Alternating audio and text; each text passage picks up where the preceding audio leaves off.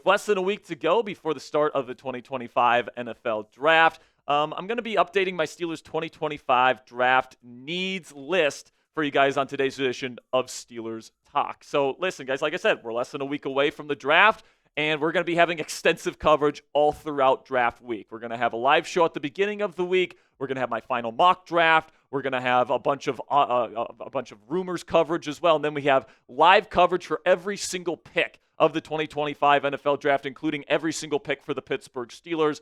We're going to be putting out videos and grades videos for every single day and for every single pick. Like, this is a huge, huge week coming up here, guys. So make sure you click that subscribe button if you haven't already for extensive coverage of the newest slate of Pittsburgh Steelers that come in.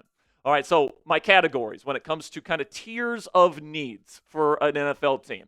All right, a tier one need for me is somebody where you need a day one starter. You need somebody to come in, be and fill a role on the team that requires them to play right away.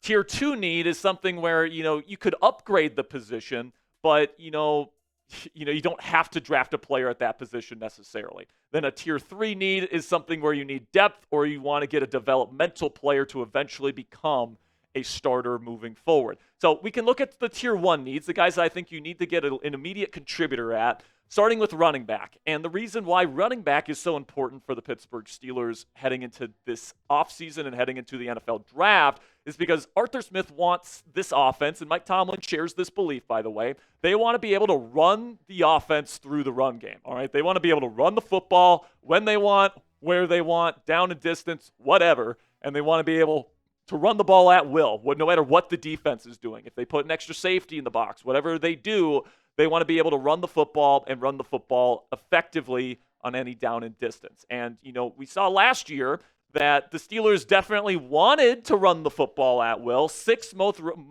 rushing attempts per game at 30.2, but the yards per attempt, 25th. EPA per rush, 24th. Success rate, 28th.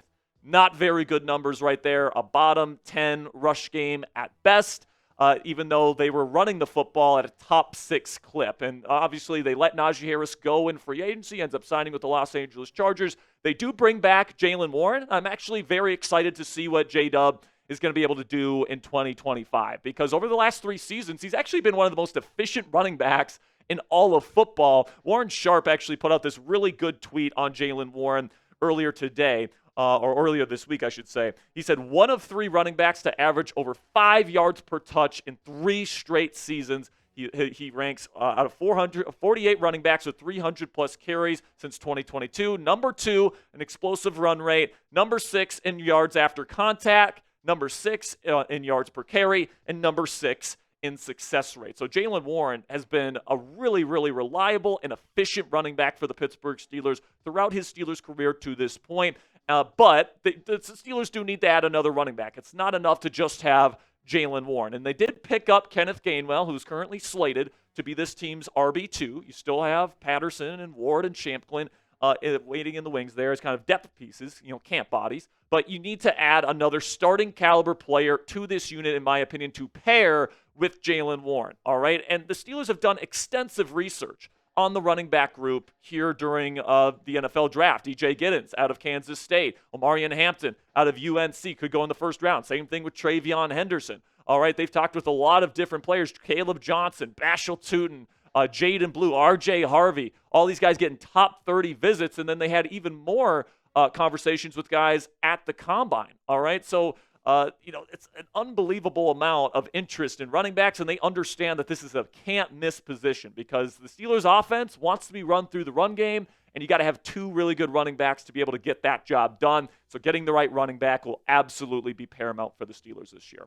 Another Tier 1 need, in my opinion, is you got to get some sort of defensive back, all right? Whether it's a slot defender or whether it's another safety, and you want to kind of base out of a 3-safety package kind of bandit kind of formation, you could do both. You just need to get somebody to fill the depth in this kind of secondary. Because you look at the cornerback room right now, Beanie Bishop Jr. made some big plays. He's got a nose for the football. Can get interceptions, all that different stuff. But he is a little bit of a liability in coverage. He's just so freaking small. And then you do have Joey Porter Jr. and Darius Slay on the outside. Brandon Echols, who they brought in free agency, can technically play in the slot, but you can certainly upgrade that position.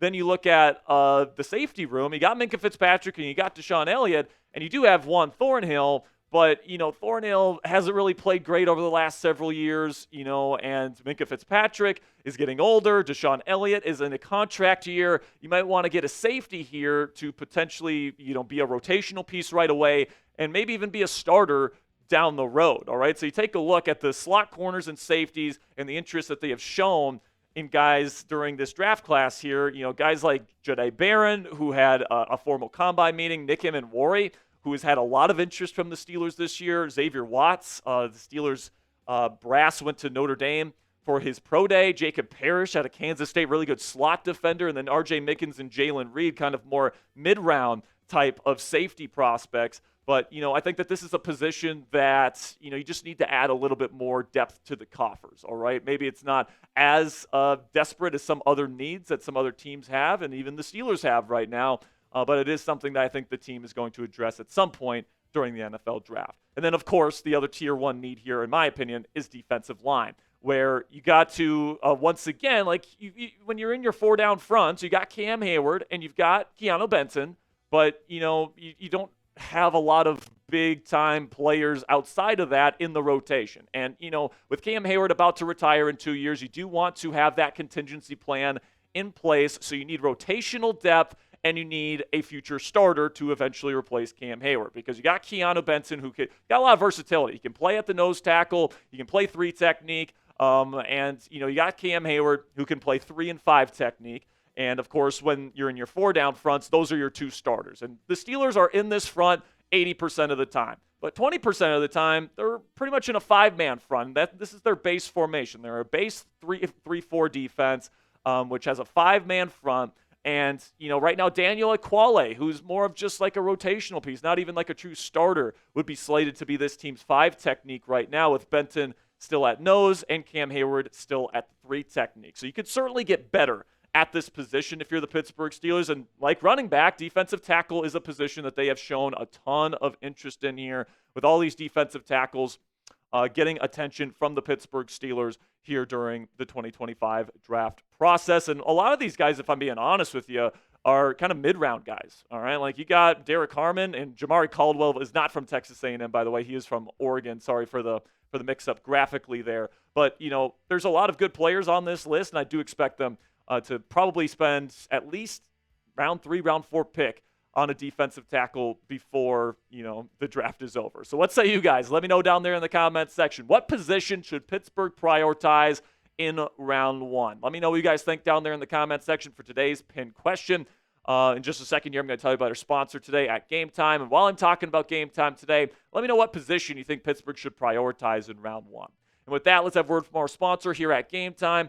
And the NBA playoffs are just getting started. And if you want to experience the energy and stakes of playoff basketball this year, you can get great seats at guaranteed low prices with our friends at Game Time. Game Time makes getting tickets faster and easier to whatever live event you want to go see. And you can save up to 60% off buying last-minute tickets for sports, concerts, comedy, theater, and even for hard-to-get playoff tickets. Prices on the Game Time app actually go down the closer you get to tip-off. And with killer last-minute deals, all-in prices, views from your seat, and their lowest price guarantee, Game Time takes the guesswork out of buying NBA playoff tickets. The Cleveland Cavaliers have locked up the number 1 seed in the Eastern Conference this year, heading into the postseason. And you can experience their playoff run in the weeks to come with just over a 2-hour drive from Pittsburgh. Take the guesswork out of buying tickets with Game Time today. Download the Game Time app, create an account, and use code CHATSPORTS. That's one word, all caps, CHATSPORTS, for $20 off your first purchase. Terms do apply. Again, create an account and redeem code CHATSPORTS. It's one word, all caps, CHATSPORTS, CHATSPORTS, for $20 off that first purchase. Download the Game Time app today.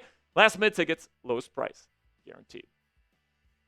So for the Tier 2 needs here, these are the positions where you could upgrade, but you don't really need to get a position in the draft. I don't think they are any for the Pittsburgh Steelers. I think it's pretty cut and dry here. The positions you definitely need to get, and then the ones that you probably need more depth and developmental type of players to eventually rise up the ranks. So I've got 4 Tier 3 needs here, and we'll start with quarterback. And I think a lot of you guys at home are probably wondering why I didn't include quarterback in my Tier 1 list, because I think a lot of people are assuming because Aaron Rodgers probably won't be on the team come the draft that the Steelers need to take a quarterback in round 1, and they need to take one in preparation to start here in 2025. So I get why people kind of think that this is a tier 1 level need, that you need to get a starter, pretty much to play right away because Rodgers isn't coming. But I really do think that Rodgers, or at least I think the Steelers think that Rodgers is in their pocket at this point. Rodgers is currently dealing with personal stuff and responsibilities that he committed to before the offseason even started, likely helping his friends out who lost their livelihoods in the California wildfires. And the Steelers and Rodgers have been in constant communication, and the result of those communications between Mike Tomlin and Aaron Rodgers has led the Steelers to think he's going to sign with the team. So they obviously know more than we do, so I will trust the Pittsburgh Steelers' judgment on this, and I am going to go with kind of their thinking that Rodgers will be a Steeler in 2025. But even if Aaron Rodgers decides after the draft that he doesn't want to be the Pittsburgh Steelers starting quarterback, I don't see Kirk Cousins getting dealt during the draft because there's really no other teams that need to do that. And then Derek Carr is an ongoing situation that could develop later in the offseason as well. So if you don't get Rodgers, there's a possibility that Kirk Cousins and Derek Carr are both available for trade, and the Steelers can have their pick between the two, or maybe just one of them's available at that point. I do think the Steelers want an experienced veteran quarterback as their starter heading into 2025 because they're trying to win now.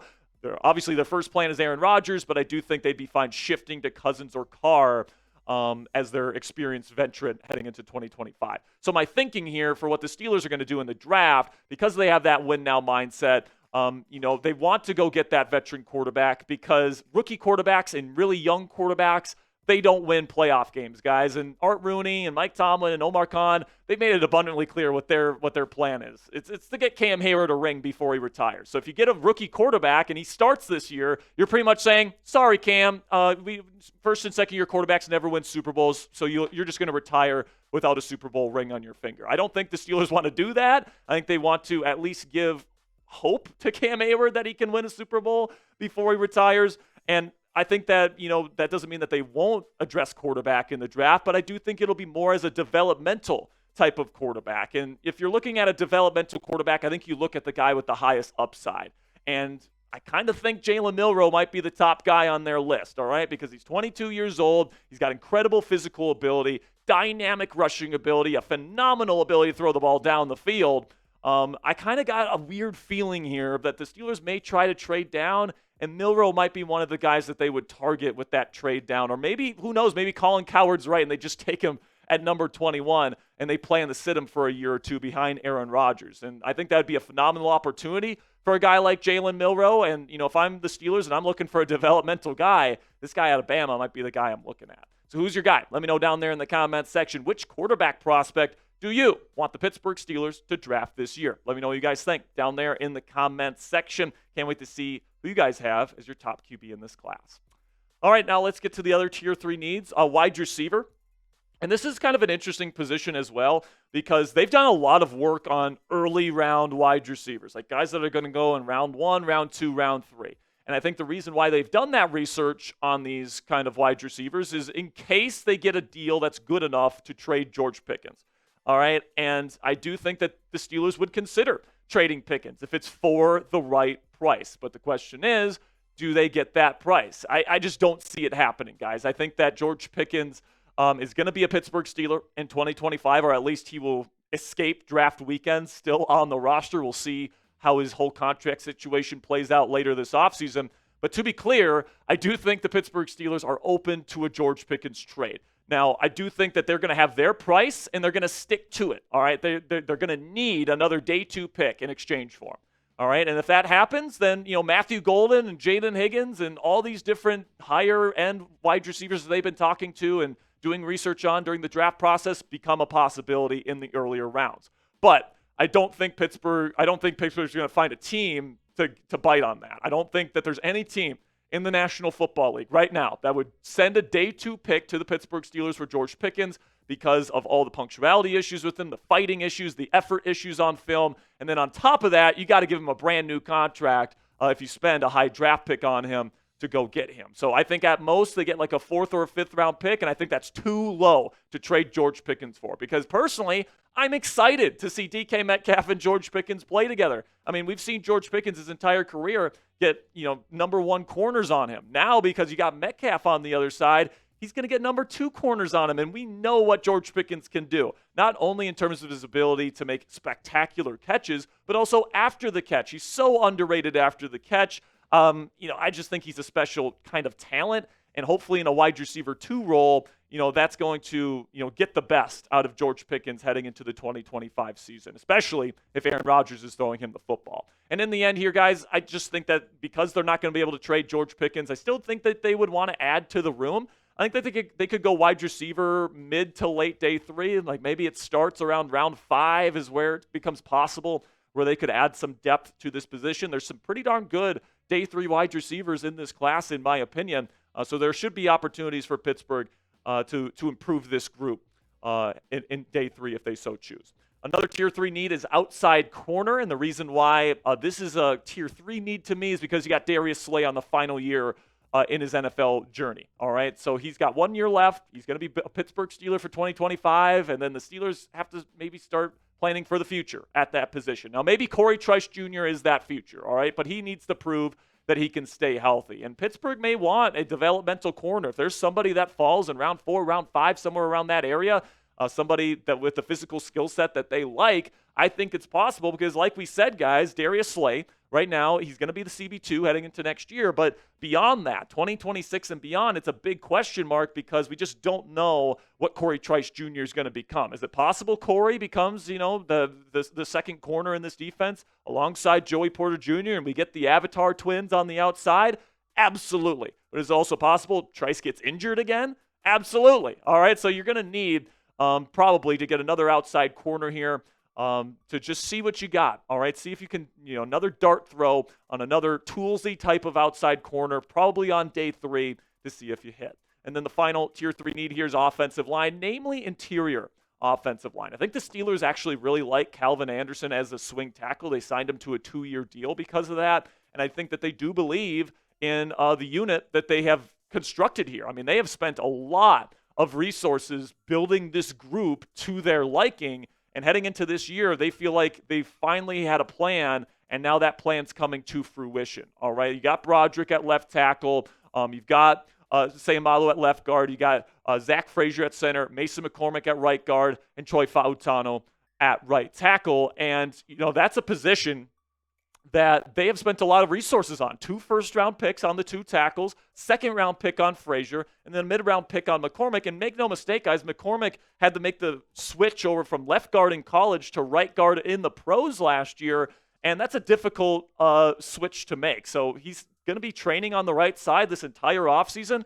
That should mean that the very talented and physically imposing McCormick should be a better player for this offensive line next year. And if all these guys hit, if Fautano can stay healthy, if Broderick is more comfortable on the left side, that's going to be the group. So I just don't think the Pittsburgh Steelers are interested in taking a starting caliber player to start for them over any of these 5 offensive linemen. They like all of them, but they could use some depth, all right? Like they could get some more interior line depth, which might come like late day 3. I wouldn't get my hopes up too high for them taking offensive linemen in this draft, but I do think that there's a possibility they could take one sometime late day 3. So sound off for me down there in the comment section. What is your confidence level in the offensive line this year with Broderick, Sayamalu, Frazier, McCormick, and Fautano? Give me a 1 out of 10 rating there. 1 meaning not confident at all to 10 meaning they're going to be the best offensive line in the National Football League next year. Let me know what you guys think down there in the comment section. For me, I'd say I'm around 6.57. So make sure you guys click that subscribe button if you haven't already. Really do appreciate all of your guys' support. I will see you guys later, and until next time, here we go, Steelers.